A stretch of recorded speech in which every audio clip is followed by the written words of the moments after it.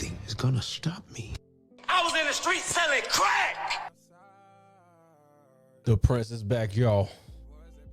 They scared to come outside when Tariq is outside. Let's get into this. Here we go. They scared to come outside. This is Tariq's official theme song. This is what we play for him down south. Okay? They scared to come outside when Tariq is outside. Stern learned the hard way. R.I.P. Bash. Also, what else we got on the docket tonight? We got the aftermath of Zeke getting shot. Monet wants answers. She's depressed more than usual. Lorenzo is trash. Effie is kind of trash. I don't know, man. I might have to give her that Horseman Award. You did get the job done. Other than that, got some more stuff to talk about. We're going to get into it. But anyway, guys, it's a late night. Let me go ahead and knock this out. I'm late. Power Book 2, Season 3. We're finally here. And we're back outside, y'all.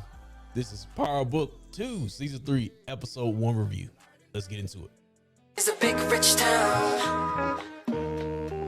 I just come from the poet's part. Bright light, city life, I gotta make it. This is where it goes down. I just happen to come up hard. Legal or illegal, baby, I gotta make it. I never took a straight path nowhere. Life's full of twists and turns, bumps and bruises. I live, I learn. I'm from that city full of yellow cabs and skyscrapers. It's hard to get a start. All right, guys, welcome to your episode 301 review for Power Book 2. Let's go ahead and get into this, guys. But before I do that, let me introduce myself. It is I, VJH Review, aka Blanca's husband, man. Under duress, of course. She got dirt on me, man. I can't get out the situation I'm in, man. I got love for the Latinas. I got caught up last year. I got trapped. But anyway, yeah, so she's gonna be forming another task force. Oh my God, here we go again with this Tariq St. Patrick. I just had to say it one time. But anyway, y'all, let's go ahead and get into the first slide here. Noma. New big bag here. Noma gets it back in blood, chopping the girl hand off. Well, let's run it back. Of course, I guess we basically leave off of last season, and Davis has to get that ring fenced or whatever, sold off to a poor unlucky soul. Well, he wasn't poor if he bought the ring, but it was auctioned off. Of course, he gave it to his girl. They popped up out of nowhere. Noma, I guess the other guy, Obi, is it his name? I'm throwing out an early prediction. I feel like how Mecca got old boy up out of there, Chef Assassin. I feel like the same thing is going to happen with Noma and her lieutenant or whatever the dude is. I don't know. I'm just getting a feeling. Y'all tell me what y'all think. But he seems like he's constantly, judging her decisions, things of that nature. And of course, he doesn't like Tariq. He definitely doesn't like Tariq. So it might be one of Tariq's next bodies. You never know. We gonna see, man. But should be interesting. But I'll talk about Noma and her gang a little bit more later. Let's talk about Effie, man. Effie's being weird. You're being weird, Effie. And you look like you in the running for a prestigious Hall of Fame, Power Book 2 awards later this year. So y'all get ready for that. So yeah, Effie, where we at here? Effie right here. She's cleaning out the room with Tariq, and she's they've been booed up over the summer, but now that school's starting, she wants to be her own woman. She don't want to be Tariq's girlfriend. I'm like, girl, please, whatever. But then we get I call this Nicole mom's vibes right here. That's the vibes I got.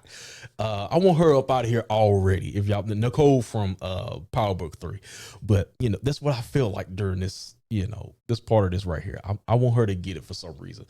So of course she's not feeling Tariq after the whole debacle with Braden and the court situation.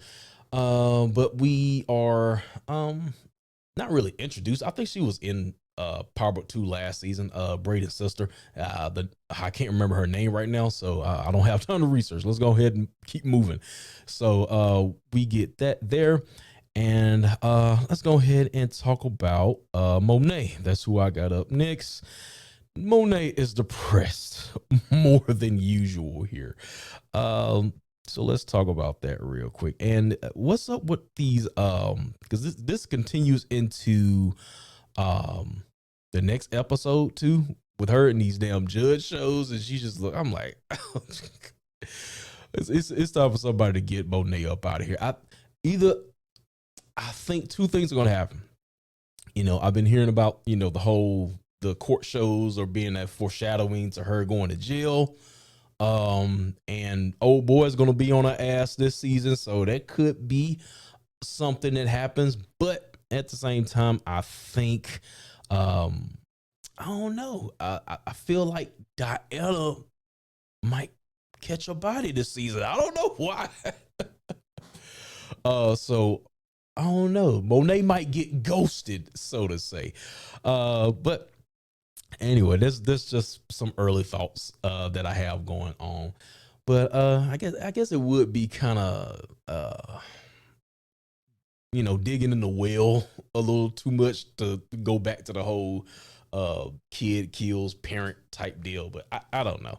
It just depends on how far this whole dissension between her and Monet goes on, because I don't think she's ever going to forgive her for the whole the dinner table scene last season. What else we got? Do the crime, do the time at your father's hedge fund. So what a punishment for Braden. Talk about that white privilege, man. So yeah, we got Braden here at the hedge fund, and we are introduced to his uncle, which will more than likely be involved in their drug affairs at some point.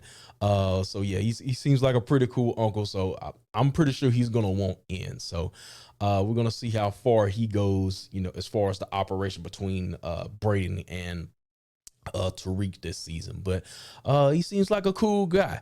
But then after this, we're introduced to Kiki, Do You Love Me? Are You Writing? Jungle Fever, Part 1.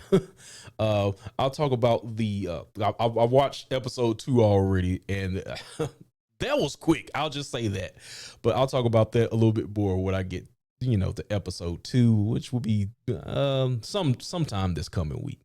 But right now we just on episode 1. A little slow with my slide here. So Kiki, Do You Love Me? Are you writing? But yeah, judging from episode 1, I thought she was gonna play a little more hard to get, but if you watch episode 2, obviously not. But moving on, the MVP of last season, let's put him up. The Power Book 2 Awards MVP. What are his plans with Tariq? Yeah, your boy Tate is back here. RIP Power Book 5. I guess that that's not coming out. It was canceled from what I hear. So, he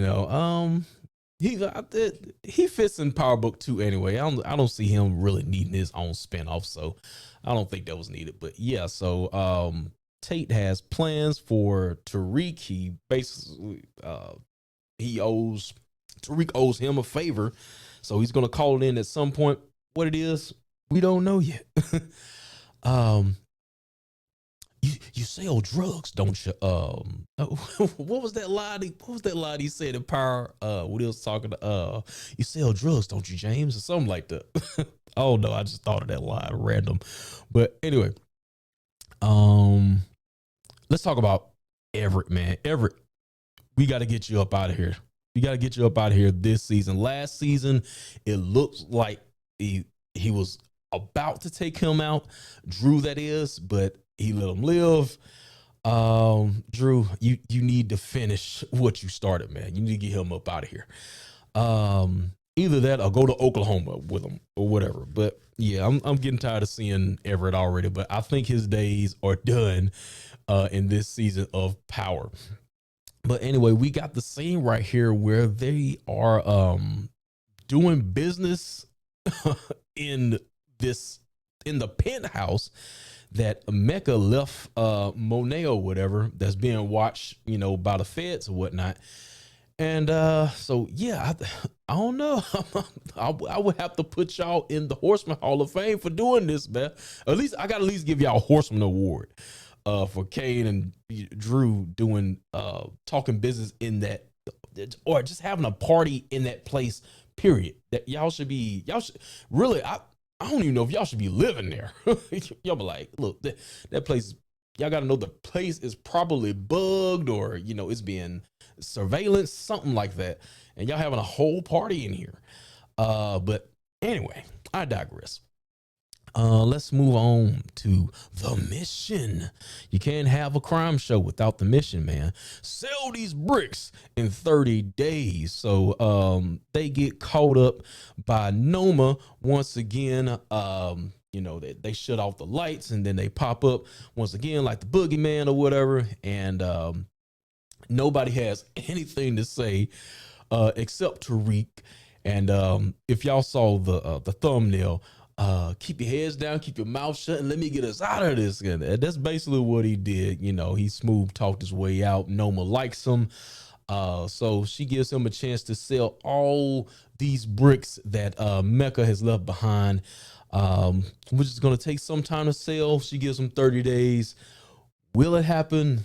More than likely, yeah. But of course, there's going to be some obstacles in the way, which we learn a little bit more about later in the episode, going into episode 2 as well. So after this, I got another question. Tariq met up with Davis, and he told her about Noma, right? So, and he said, my discretion is just your payment or something like that. So my question is, will Tariq drop a dime on Davis and Monet? Because of course, she wants to know who killed Noma. She wants to know who killed Mecca, right? So he has this information. So I don't know. He can use it as leverage, but yeah, Tariq got some cards he can play. So I don't know. I think Noma is gonna find out. I think she's gonna find out about Mecca. I don't know about Davis, but I definitely think there has to be some type of way her and Monet clash together. So I think eventually she will find out as far as how Mecca got killed. Will it be through Tariq? Who knows? But Tariq knows this information. So let's move on from there. Back to school, man. Let's talk about this teacher real quick. Go back in my slides. Got Keisha Sharp playing the new teacher. This situation is too perfect. The situation is too perfect. I think she feds or something. You happen to handpick Effie. I was going to say Braden is not in class. Effie, light-skinned Keisha, Diana, who shouldn't even, how did she get in there, right? Effie, the perfect combination, right? So you just telling me you happen to choose these people? She probably did background research or something and put them all together in one place. So yeah, I definitely think she has something going on. Either that, or she knows about these kids and their background, and maybe she's just doing this as a fun experiment. But I think the prior is more than likely. I think she fed, man, as she know Tate. So I'm not really gonna go over it too much. It seems like her and Tate have some type of history. Tate got a history with all the teachers at Stansfield. I don't know what's going on with that, but yeah. So that was an awkward situation between him and her, and so we'll see where that goes. But yeah, that's what we got going on as far as her and Tate. But I do think it's something about her. So y'all tell me what y'all think on that. All right, next segment. Ghosted Tariq's next body. I was supposed to do this video by itself before I even did this. I was supposed to do the Power Book 2, what was it, Power Mania. I was supposed to do that. Was supposed to be a whole week thing, and schedule just got crazy. Once again, sorry about that. I'm trying to catch up as best as I can, y'all. But Ghosted, this will be a video series by itself, but I'm introducing it now, basically like I did last year with Power Book 3. Who is so and so's next body. This is basically what this is going to be. So but we found out who Tariq's next body was, and I was not expecting it to be the first episode here. So they definitely know how to start off with a bang. Tariq's first body of this season. Notice I said first body. He's gonna catch another body. I'm predicting at least 3. But anyway, so Bash was the first to fall here. Let's go ahead and play that clip, man. Body of the week. Y'all know what time it is. But you are a criminal and a thug, and they can smell that on you. You could pretend to be innocent, Tariq, but I know who you really are, and I can ruin your life anytime I want. So I suggest you pay me, and you continue. I own you, Tariq.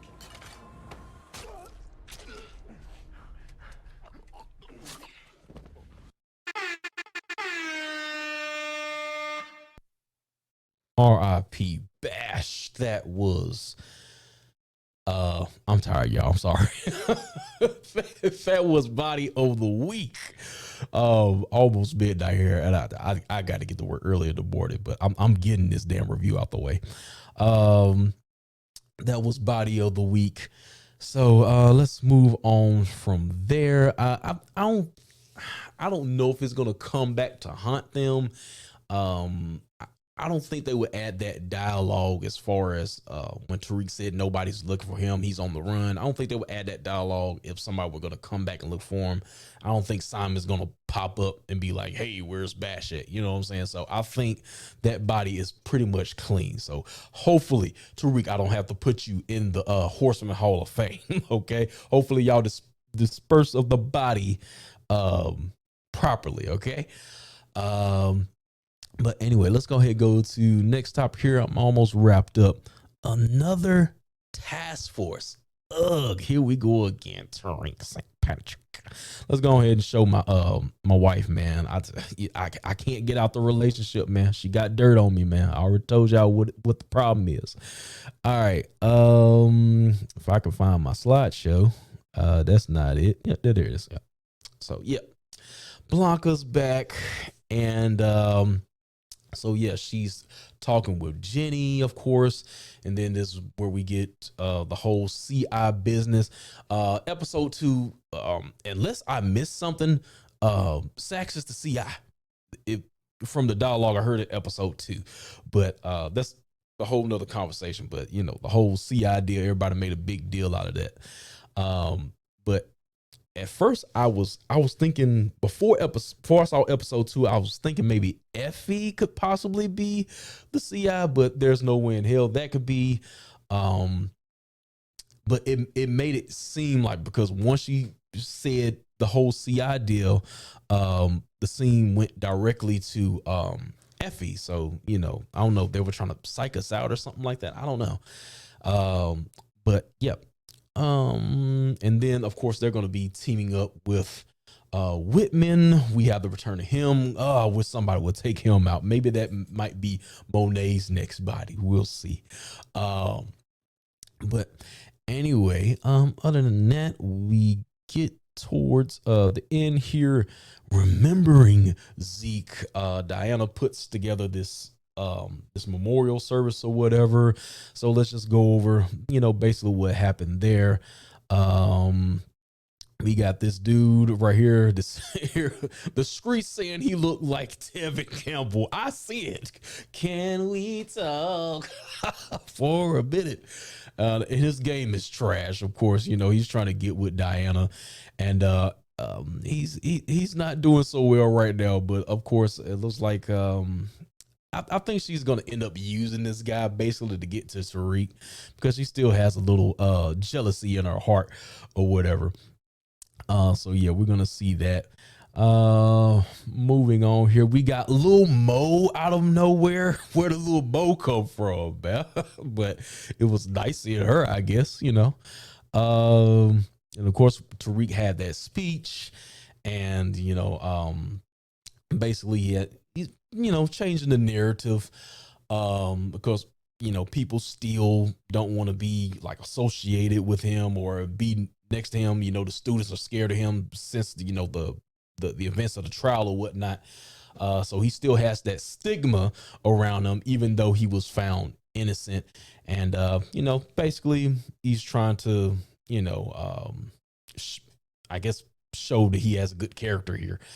And then some white guy heckles him in the crowd. And then he says, "I'm innocent." And then we get all the flashbacks of all the people he's killed. Like, damn, Tariq, you got some bodies on you, boy. You're not innocent, buddy. Let's see what else we got here. Of course, we got the scene with Monet, and she's asking him if he knows anything about the Zeke shooting. So I think Tariq is gonna find out some way, somehow.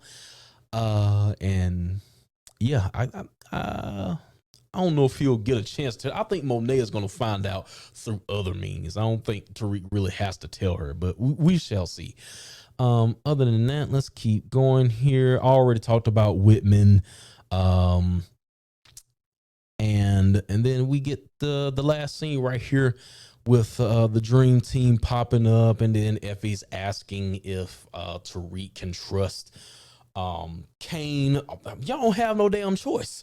So we find out how they're going to disperse this bricks in 30 days in the next episode. But that pretty much wraps up things here. Let me make sure I didn't miss anything.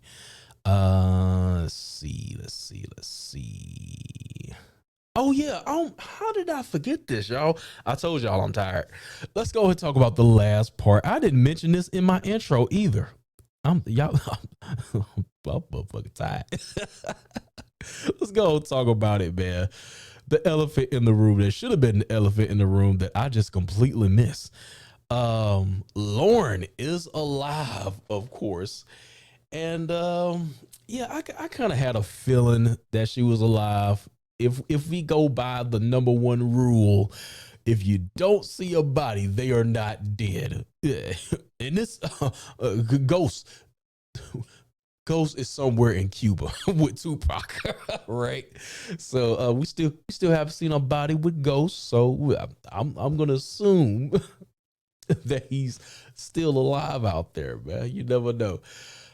If he could ever get things right with Stars or whoever he got beef with, maybe we'll see Ghost again one day. I don't know.